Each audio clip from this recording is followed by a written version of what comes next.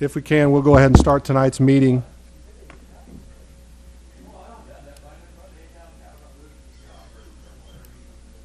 Gentlemen, I think we're going to start tonight's meeting. No. We're not going to let you do that, Bob. We'll let you do that after everybody's left. Okay, we'll get serious and get this meeting rolling. This is the September 11th, 2014 meeting of the Jefferson City Planning and Zoning Commission. My name is Chris Jordan. I am the Vice Chairman of this commission. Ralph Robinette, our chairman, will not be here tonight, so you'll have to put up with me this evening. If we can, let's introduce the members. We'll start with our council liaison. Good evening, Commissioners. Carlos Graham, City Council Liaison. Dave Nunn. Jack Deacon. Bob George, and I promise not to interfere again. Dale Vaughn. Chris Yarnell. Mike Lester. Ron Fitzwater. Shane Wade, City Staff. Eric Barron, City Staff. Jeremy Cover, Law Department. Okay, thank you. The City Code authorizes 9 regular members and 3 alternates. Alternates are designated to vote upon the absence or disqualification of a regular member. A quorum of 5 members or alternate is necessary to conduct business. I believe we will have a quorum tonight, correct? Yes, we do. Okay, I'll read through who we have here tonight. We have Chris Yarnell, Michael Lester, Dale Vaughn, Dave Nunn, Bob George, Jack Deacon, myself, Chris Jordan, Ron Fitzwater, and obviously Carlos Graham, our council liaison, who will not be voting. So we have to have 1, 2, 3, 4, 5, 6. So, right, but Ron will not vote. Okay. He will vote? Okay. Ron, you will be voting. Are there any members who will be disqualified from voting from any agenda item? Seeing none. The voting members as follow: Jack Deacon, Jean DeToy, Bob George, Michael Lester, David Nunn, Dale Vaughn, Chris Yarnell, and Ron Fitzwater. Thank you. We will let Ms. McMillan introduce herself. Janice McMillan, Director of Planning and Protective Services. Thank you. Okay, call for cases. Case number P14013, 3136 Algoa Road. We have a rezoning from RU to RS1, as well as case P14014, Strope Farm Ridge subdivision. Basically, they're both kind of the same properties, so we do have someone here to represent that this evening. Mr. Bates, thank you. No reasons for continuance this evening? No correspondence regarding any of that? Okay. Now we'll do the format of the hearing. Eric, if you would, please inform us on that. Thank you, Mr. Vice Chairman. I would like to briefly describe the procedures of the Planning Commission. The proceedings of the meeting are being recorded, so I ask that when you speak, please step to the microphone and give your name and address for the record. After a brief introduction by city staff, the applicant and applicant's consultants will explain the project. The opening presentation by the applicant shall be limited to 10 minutes. We will then ask to hear from supporters of the request. We will then ask to hear from any opponents of the request. And we will then ask to hear from anyone else who wishes to speak on the request. And the testimony from supporters, opponents, or other interested parties is limited to 3 minutes each. City staff will then describe the proposal and make the recommendations on the request. In order to reduce the time necessary to hear an application, reference to printed material, including the staff reports, applicable findings, ordinances, and/or statutes, shall not be read into the record unless directed by the Commission. The Commission will then close testimony from the floor. The Commission will then discuss the proposal and then make a motion on the request. The form of the motion shall be positive. That is, the motion shall be made to accept the request as presented, or with modifications, stipulations, or conditions. And a final vote will then be taken: ayes in favor, nays opposed. And the chairman shall announce the results of the vote, specifying the number of votes cast in favor and the number of votes cast against. And the following documents are entered as exhibits for all items under consideration at this meeting: the City Code as amended, the Comprehensive Plan and Land Use Map, copies of applications under consideration, a list of property owners to whom notices were sent, the affidavit of publication of the public notice in the newspaper, Copies of drawings, plans, and/or renderings under consideration, letters or memoranda from staff, the staff reports, minutes of proceedings, letters, photos, memoranda, or other materials submitted by the public or the applicant, and the rules of procedure for the Jefferson City, Missouri Planning and Zoning Commission. These items are public record and are available for inspection in the Department of Planning and Protective Services or through the Office of the City Clerk. And please be advised that any items that are presented this evening to the Planning Commission become the property of the city. This includes any photographs, drawings, renderings, petitions, and letters. Thank you, Eric. With that being said, we will move on for adoption of the agenda. Entertain a motion. I got a motion and a second. All in favor? Aye. All opposed? Motion carries. Approval of the minutes for the August 14th meeting as written. If there's any amendments or anything that anyone has, or we could take a quick second, let everybody review those, or we will entertain a motion when the commissioners are ready.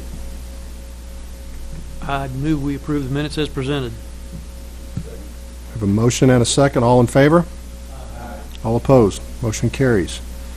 Do we have any communications regarding any of the agenda items tonight? None. Okay, none on that.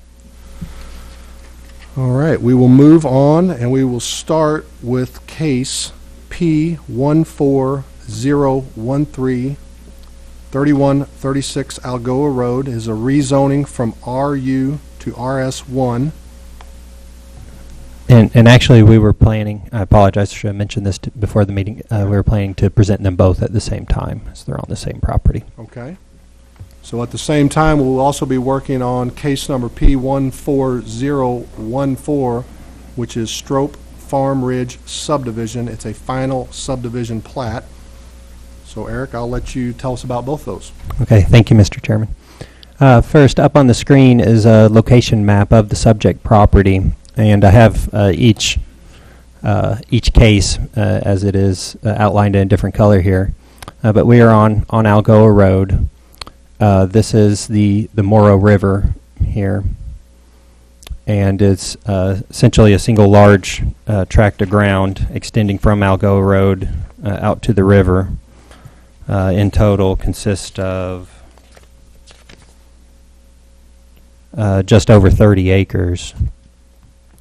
And the rezoning request, or I'm sorry, first the zoning of the property is currently RU, which is a rural zoning. The rural zoning's been in place essentially since the time of annexation.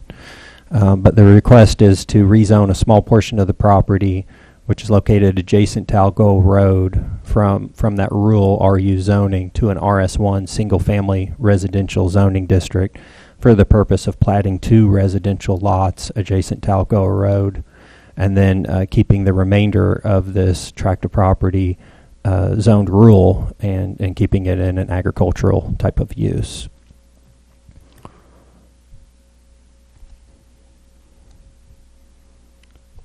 The property owner, Mr. and Mrs. Strope, also own the property just to the south, adjacent, located right here, and use it in an agricultural manner.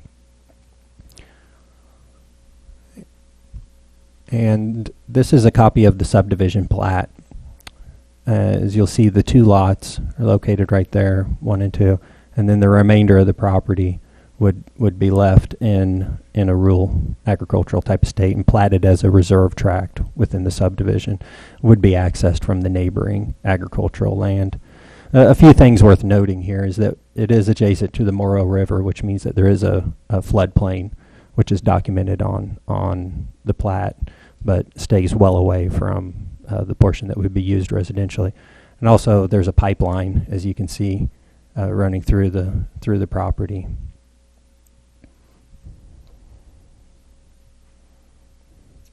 Other than that, it's a pretty straightforward request. The residential zoning would be in line with the comprehensive plan, which calls for residential uses along Algoa Road, and the remaining portion of the land staying in an agricultural state would be consistent with what it's being used for now, and likely would be for the foreseeable future. I'd be happy to answer any initial questions you have. So Eric, for just a quick gist on this, basically what you're saying, if the combination of the two requests tonight, we have a two-lot subdivision with a reserves tract. The two lots along the frontage of Algoa Road are what we're actually rezoning, where the rest of it will retain the RU zoning. That's correct. Okay. Does any other commissioners have any questions? Bob? I don't think this is usually our problem, but I'm curious in regard, since there's no sewer out there, no sanitary sewer out there. I'm correct on that, right? Okay, then who is responsible for making the sewer is put in properly? Is it the county, or is it going to be, the city or the health department?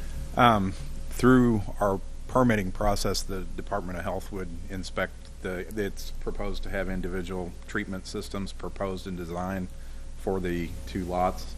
I believe the sewer closest would be across Algoa Road, and it would still be further than what's required by state law as far as requiring access to be. So they have it engineered. They would have to have it engineered Right. and designed, because actually I believe the lots are a little bit over an acre, I believe, or right in and around an acre. So therefore, a typical traditional system would probably not work there. I believe it's a minimum of 3 acres, I believe. Thank you.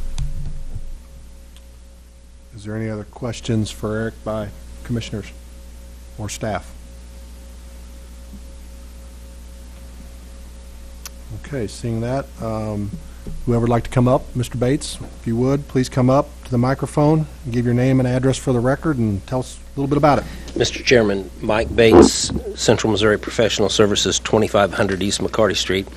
As usual, I have my sorted group of visuals that if you're fine without them, I won't waste your time tonight passing them out. I will leave that to your discretion. Maybe I ought to pass them out.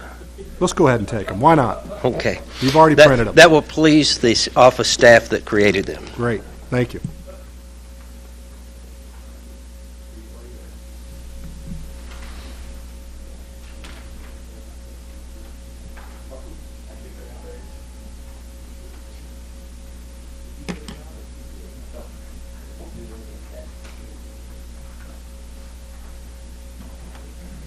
We can share one mic, that's fine. Okay with that?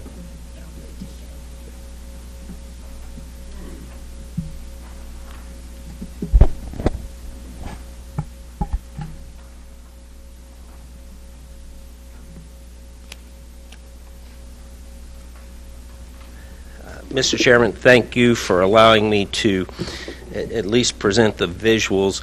The property we're talking about tonight is a part of what we refer to as the Engelbrecht Farm.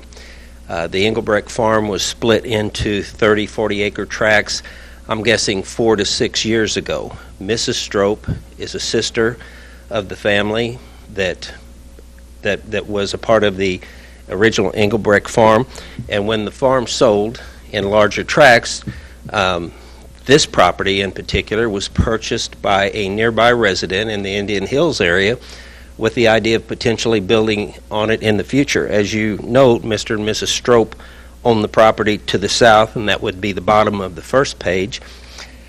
And as time went on, the lady that bought the 30 acres decided that she was not, in fact, going to build a house and have it a estate-type location, became interested in selling it, and that's what has brought us where we are today. Mr. Strope, Mr. and Mrs. Strope run as Eric said, a combination farming operation. It's basically hay and cattle. About half of the property is in the floodplain. If you look to the south of the two lots on the front page, there is a lot that was platted by Mr. and Mrs. Strope to allow a family member to build a home. When we did that, we actually anticipated that in the future, and I'm going down the road 20, 30, 40 years, somebody may want to look at a different development plan. So there's been consideration given that in the future, a street could be put in, probably more than one that would access the area. So this is today and now, two-lot subdivision, 1.16, 1.21 acres. There's a mixed use along Algoa Road. Some of it is actually multifamily, some of it is single family. This continues, at least the nature of the development in a good portion of Algoa Road, and is compatible with the Strope family and their heirs that have developed it. Page 2 is actually a blow-up of the two-lot subdivision, and page 3 is actually a color visual of the existing zoning. The lot exceeds the highest standard for residential. The nature of the soil conditions are such that on-site treatment will work if properly designed. And beyond that, the city, in a partnership with Walmart and adjoining East Side Developments, has actually created an interceptor down by the river. That interceptor is over 2,000 feet away and would make very little sense to try to, wouldn't be cost effective and would make very little sense to provide sewer to these two lots now. But the potential does exist in the future, and should the family heirs decide that this is a place they would like to develop, we would have that available with street access. So with that, Mr. and Mrs. Strope are here. I'd be happy to answer any questions. This 4 to 6 years ago, when we did a survey to split the farm, it was done, I believe, at auction, and there remains a 40-acre tract to the north. It'll be interesting to see what happens to that. You could also see another lot or two along Algoa Road, with the remainder of the property staying where it could be developed in the future with more traditional subdivision development. That'll be happy to answer any questions. Thank you, Mr. Bates. Is there anybody who has any questions for Mike at this time from the Commissioner's standpoint? Thank you. Anybody have any questions for the Stropes at this time? Seeing none. Is there anyone who'd like to speak in favor of this request? Seeing none. Is there anyone who'd like to speak in opposition to this request? Seeing none. Is there anybody that would like to speak, period, regarding this request? Seeing none. At this point, I will close testimony, and I will ask Eric for his staff report. Thank you, Mr. Chairman. The staff reports for both cases are contained in your packets. I'll only touch briefly and that the rezoning request does follow the recommendations of the comprehensive plan, which essentially calls for a low-density residential use on this portion of this side of Algoa Road. The subdivision request meets the requirements for subdivision and is approvable. Staff recommends approval of both cases. Shane, did you have anything to add? Okay. With that, there is a recommended form of motion at the bottom of both staff reports, essentially two motions. First, a motion to approve the request to rezone the property from RU to RS1, and then on the subdivision, a motion to approve the final subdivision plat subject to conditions. There are two conditions listed there. The first one, compliance with comments and technical corrections of the engineering division. That, as my understanding, has already been accomplished. We have a plat document that is in good order. And then finalization of the plat prior to introduction to the City Council. Essentially, we're looking for signatures on the plat before introducing it to the City Council, which is a standard condition that we list. So if I understand you don't need condition 1 as part of this? That's correct. You do not? We do not. Okay. I'm assuming that you would like for us to handle each one of these separately and vote on them separately? Yes, if you could. Thank you. So if we can, Commissioners, we will start with case P14013, 3136 Algoa Road. It's the rezoning from RU to RS1.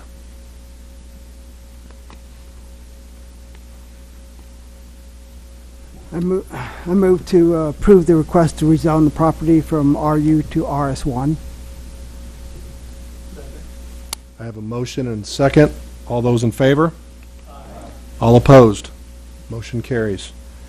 We'll move on to case number P14014, 3136 Algoa Road, the final subdivision plat of Strope Farm subdivision, and I will entertain a motion on that.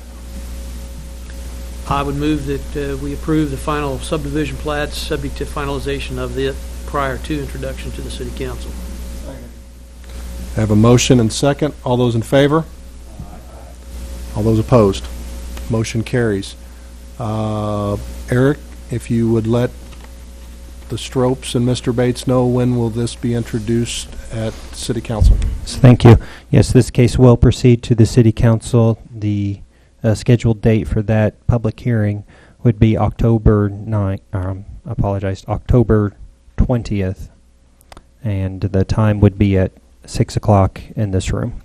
October 20th at 6 p.m., and that is a public forum, and that is obviously correct. anyone can come speak on that if they wish, so. Yep. Thank you. Okay.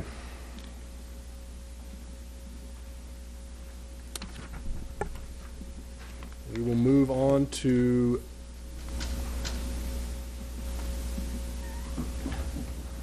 what are we going to move on to, Eric?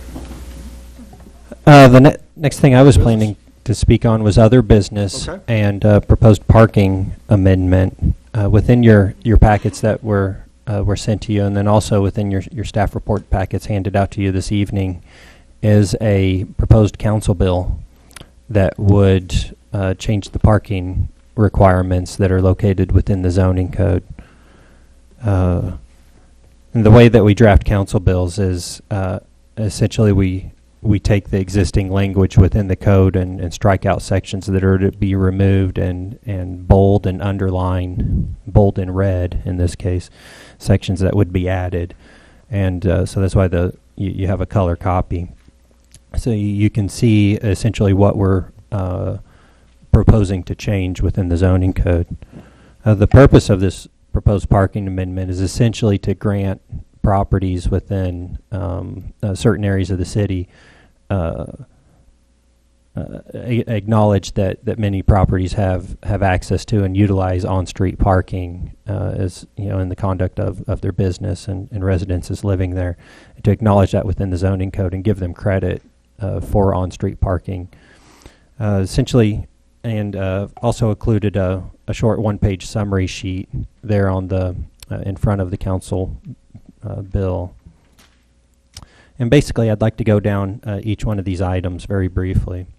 What we're proposing to do is to grant properties within the Old Town District, and within your packet there's a map of the Old Town District. It's a district that's described in a separate chapter of the city code, but it is an established district with an established boundary. Essentially, grant properties within that district a reduction in their required on-site parking requirement based on street frontage of those properties when they front streets that have on-street parking. And the reduction would be 1 space for every 25 feet of street frontage, but would cap out at a maximum of, for commercial properties, a maximum of 5 spaces reduced. And for residential uses, a maximum of 1 space per housing unit on that property. Essentially what this would do, and I have a number of bullet points, the reduction would be based on street frontage. So a property located on a street that has on-street parking, we would look at the linear feet of street frontage on that property and reduce their parking requirement based on that number. It wouldn't matter if the spot directly in front of their property happened to be striped out no parking or on a curve. Essentially, they would be granted a certain number of spaces based on that frontage. And really, the benefit would fall to properties that happen to be located on corners that have a very large amount of street frontage.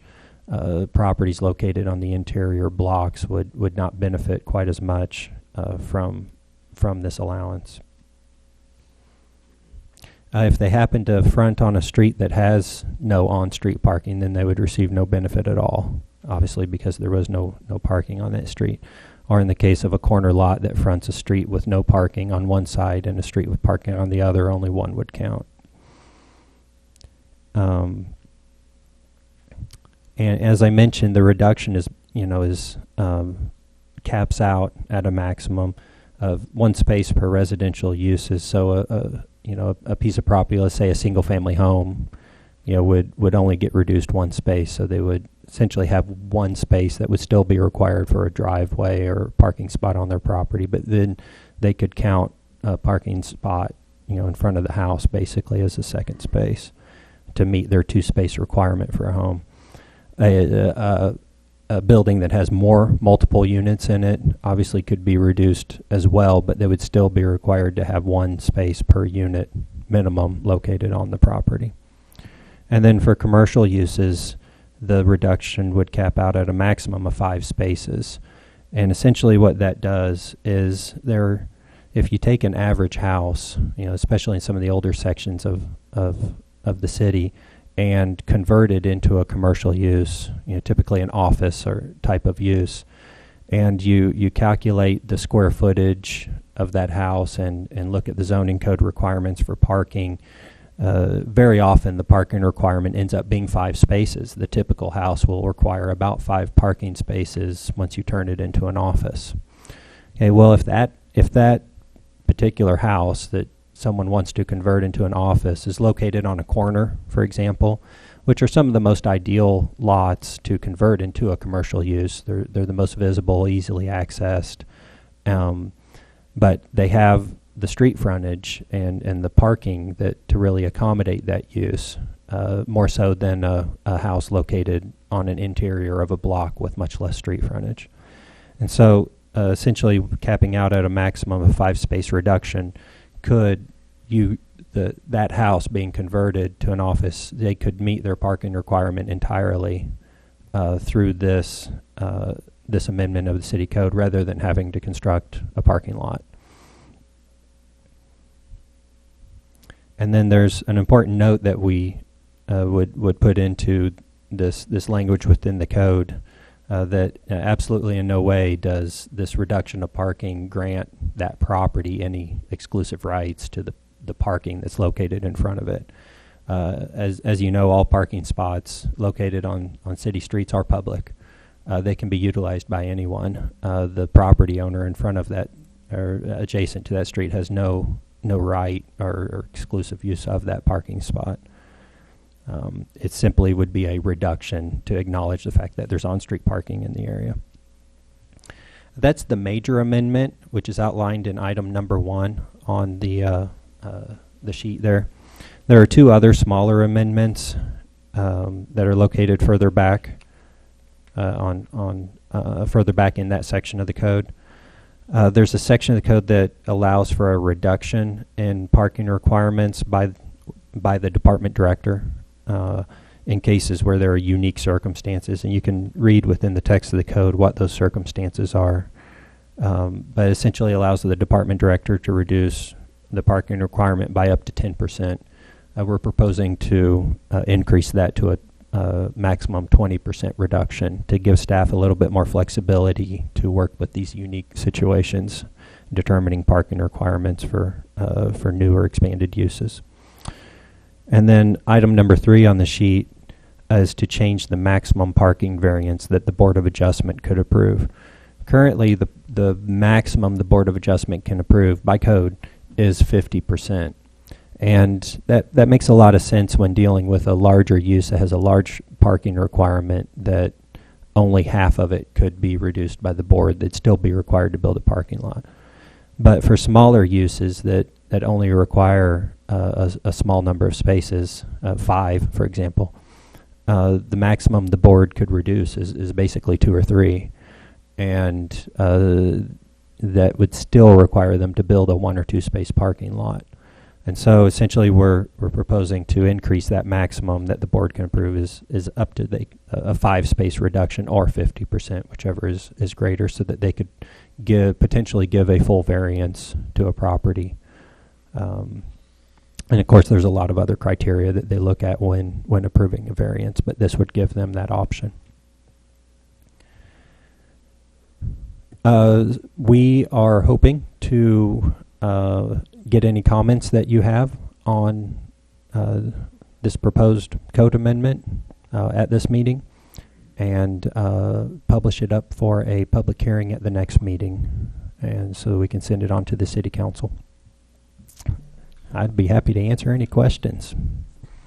What if you have a house that has road frontage in the front and the back? Would it be just what was that? I couldn't hear you. What if you have a house that has road frontage in the front and the back? Would it be just combined?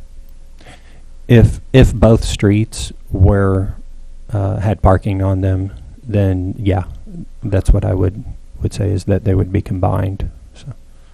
And this is probably a stupid question, but what if the front is in Old Town, but the back is not in Old Town? It's just property touches Old Town. For example, Morrow Drive.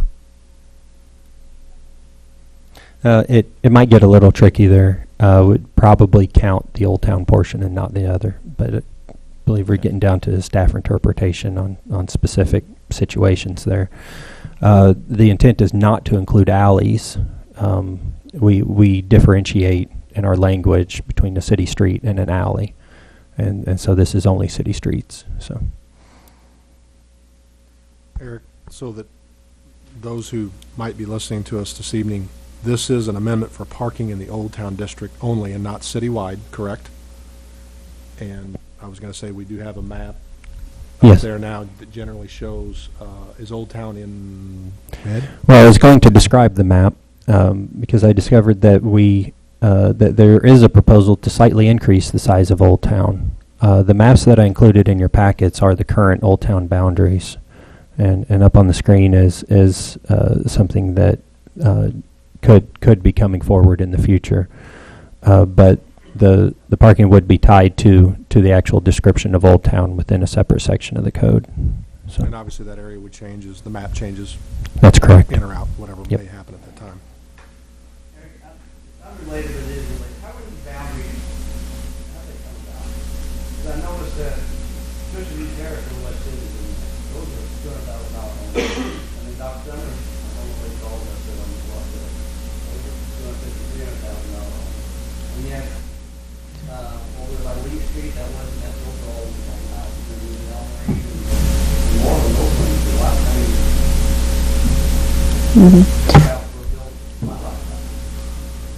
I think Janice might have some information on that. The Old Town area was created back in the mid-2000s, 2005, 2006. There was an ad hoc committee that was looking at incentives for investment in the central part of Jefferson City. And they were looking for an area to that had they could assign a unique identity to, and they came up with the name of Old Town, recognizing that not all of it is actually old, but it was also based on some demographic statistics and census tracts. So really, the predominant lines that you see there are based on census tracts. And so that's why on the west end especially, that area was included in Old Town, because it was part of a larger census tract that included some low and moderate income neighborhoods. And one of the purposes was at that time was to be able to define an area that would be easily identifiable to benefit from the Community Development Block Grant Program and other incentive programs. So today, there are some areas that could logically be excluded, but I'm all for helping the core of the town, but looking at it closely, some of it looked like it was gerrymandering, and I guess it really was. Well, it was based on the census tract, and so those were the Dix Road, Boonville Road. That was the westernmost boundary of whatever census tract that is, and they were very large tracts, so it was difficult to divide them up. So that was basically why those lines are where they are.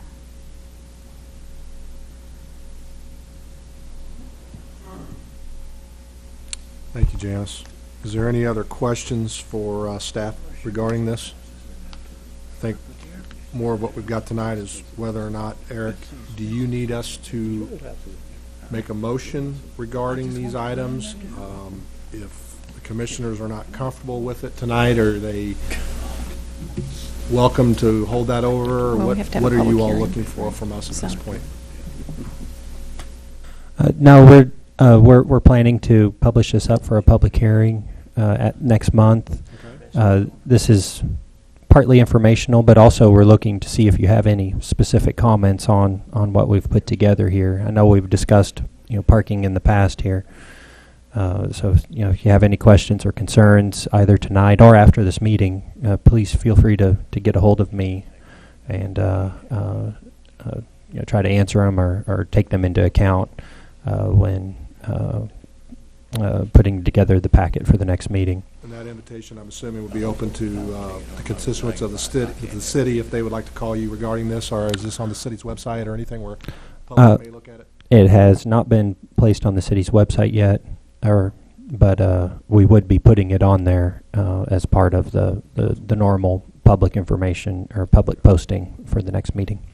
So with that all being said, you are looking for a motion from us? No. No? Okay. So we're just here for discussion tonight. That's correct. We like to introduce these things to you, the Planning and Zoning Commission, before putting them into the public realm for public testimony. Yeah, well, we appreciate you bringing it forward to us. Obviously, that makes a difference when we're looking at plans and stuff periodically and all that. Do any of the other commissioners have any questions for staff, or we will assume that staff will take this forward? I don't see anything from anyone else. Thank you, Eric, Janice, both for that. Scheduled reports, environmental quality. Mr. Lester. The Environmental Quality Commission continues to work on informational campaign, and we're looking at making a statement regarding the solid waste disposal contract renewal to encourage more opportunities for recycling. So you guys are still working on that contract with Allied Waste? Yes, we're working on making a statement at public hearing next week. Okay. Any other business, anything else we need to discuss this evening? With that being said, we will hold up.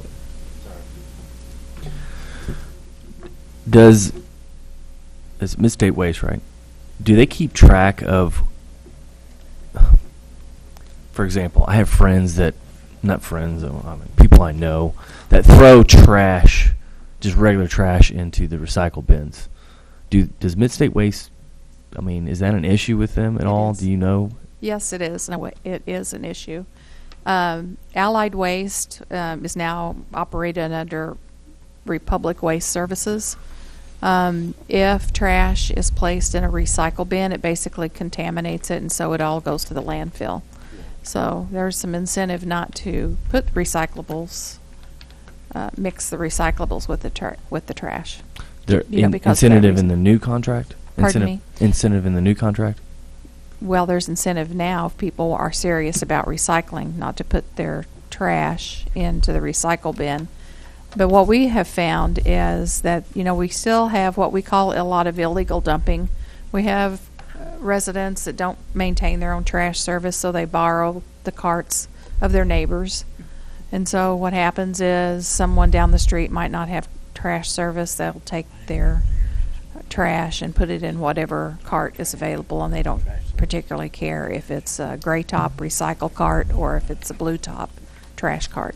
So that's what we find. Now, if we know of those instances, our inspectors will investigate to find the perpetrator. So if you have a specific address, I would be happy to take that, and our inspector can probably find out who it is that's doing the illegal dumping.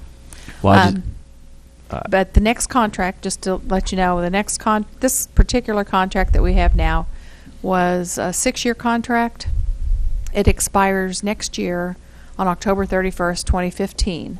So what we're doing now is taking comment in advance of developing the scope of services so that we know what residents are interested in the next contract. And we have an open house scheduled for next Tuesday, the 16th, from 4 to 7 p.m. in the Boone Bancroft Room. So anyone who's interested, please attend. We'll also have some other additional opportunities later on to comment once the scope of services has actually been drafted. But that's kind of the plan, is to get comments in advance of drafting that scope of services. How do they determine which container is contaminated and which are not? Well, if they see trash inside the recycle bin, the assumption is it's contaminated, so it's treated as trash. Do they just leave it there then? No, they would someone would need to let them know, either the property owner or if, if the owner contacts us, then we'll tell them to treat it as trash. But usually the operator knows to look in the gray top one before they dump it, so they know if it's recyclables or if it's been contaminated. Okay. My question is, how are they don't get out of the vehicle. It's all arm operated. Are you talking about a video camera that they use? Well, I think there's ways for them to determine, especially if they've had, problems in the past, because a lot of times they leave it. If trash is in the recycle cart, it's not picked up, and so eventually there's going to be a complaint because it's not picked up. Okay. Yeah, I don't get why people do it. I don't either, but they do. And I've chewed them out a couple times about it because I think it's wrong, but they still do it. So. Mr. Chairman. Yes, sir. Go ahead, Bob. Janice, I'm sorry I didn't get to hear everything you said. I forgot my things tonight. But since you brought this up, can they just increase your rate anytime they want to? How do they do that? How do they get by with that? In the contract allows an annual increase based on the consumer price index for solid waste services. So they are allowed an annual increase. And they don't have to check with anybody. They just increase your price for $10 or $12, whatever it was. No, it's not increased that much. There's a percentage based on the CPI, the Consumer Price Index. It's published every year annually, and by sometime in October, we're notified by Allied Waste whether they're going to make that increase or not. And it's usually a few percentage points, 1 to 5% generally is what it is. And just for the record, last year they actually didn't increase it as much as they could have. Didn't increase as much. Well, they would have got a lot of static if they'd have done more than they did. Well, I'm just saying that they're allowed to increase it whatever the CPI says, and last year they actually did less than that. Well, I know that they can't go by this, but like there's 2 in our household. Well, we take them down there about once or twice a month, so that doesn't matter. It doesn't seem right that there's an even solution here to me, but I don't guess you can control that anyway. But I just think it's kind of ridiculous that they can just increase the price whenever they feel like it, and we're compelled to take it. I mean, we're compelled to pay it. We're compelled to keep it, and I don't know that I agree with that, but it doesn't really matter. When's the meeting for him to complain about it? When's the open house again? I know, but write this down. You guys brought it up, so I thought I would add to it. Write this down. Tuesday, September 16th, at 4 to 7. What? Tuesday. Across the hall. Oh, it is?